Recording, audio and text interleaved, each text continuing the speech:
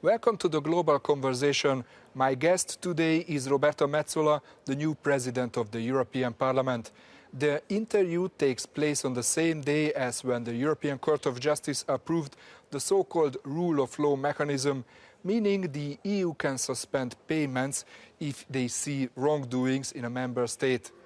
President Metsola, welcome. Is this a real milestone in the fight against corruption? First of all, thank you for having me. Absolutely. Today's decision was, very much expected, waited for. We have spent months asking for a clear explanation and dismissal of a case brought by two member state governments against a fundamental principle that the European Parliament was very much keen on negotiating and successful in negotiating during the discussions on the multi-annual financial framework. In other words, once you have a backsliding on the rule of law, then decisions on granting payments to that country should be made conditional to that. But it's not only just a decision. We now expect concrete deliverables from the European Commission, and that will be the sense of the vast majority of this Parliament today.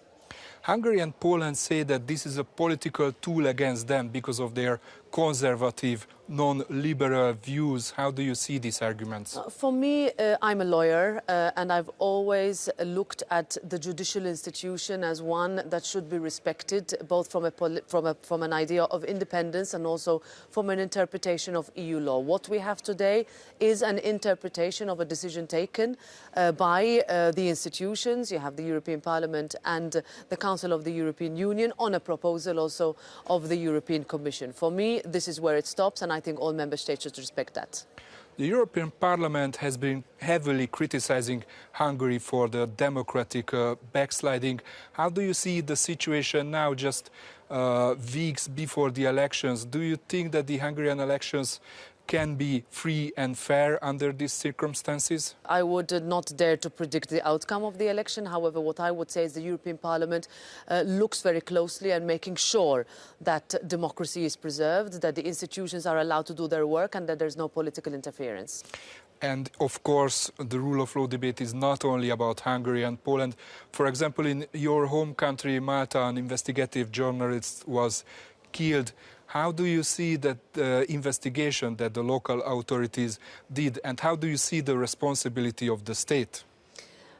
The day that Daphne Caruana Galizia was assassinated was the day that this Parliament knew that it had to do something on the rule of law, on the protection of journalists, on media freedom. 4 years ago, Jan Kuciak and his fiancée, Martina Kušnírová, were assassinated in Slovakia. What that triggered is a long process of resolutions, visits to the country, pressure on the European Commission, an objective rule of law report that looks everywhere where there are gaps that could be filled, but also intense work on a report that I worked for in the Civil Liberties Committee on a strategic lawsuit against public participation, for which we are expecting the Commission to present a proposal. Is that enough? It is never enough. Can we ever bring Daphne and Jan back? Of course we cannot, but the least thing we can do is make sure that this Parliament will always stand up for media freedom. This Parliament will always stand up for the protection of journalists and will do everything in its power to make sure that justice is made, not only seen to be made, but actually made, and the truth that Daphne and Jan, in their investigations, were looking for, were investigating, is finally out. There is another crisis at Europe's neighborhood. Russian troops are still lined up at the Ukrainian border. What's your message to Vladimir Putin?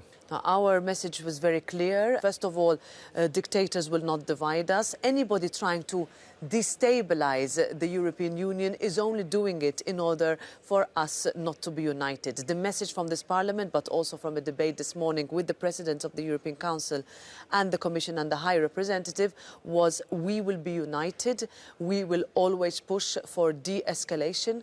We recall our resolutions that have been looking at Russia, and also from a point of view of sanctions. We express our solidarity with Ukraine, and we make it very clear that in case of an escalation, then the Parliament, in alignment with the other institutions, will push for immediate, quick, solid and swift action.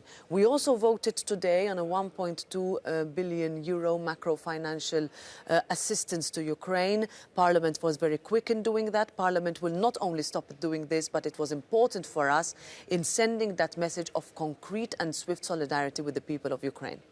When we see the different interests of the member states and the different interests of the members of this House, do you think that this European unity on the foreign policy will last? I am convinced that with the right leadership, with language but also negotiations, we can really find broad majorities in this House. Of course, this House brings together people of different political backgrounds, different political groups, but what we have seen in the past few days and weeks is the ability to move forward a united and concrete response. Similarly to what we have seen, for example, in the context of Belarus, in the context of also sending very strong messages in support of the Belarusian opposition, and also making sure that we send the strongest of messages to the illegitimate regime in Belarus. For us, this Parliament is very vocal, and I intend to lead with that same sentiment in the next 2.5 years. How do you see the future of the European Parliament as President? How do you see its place in the structure of the European Union?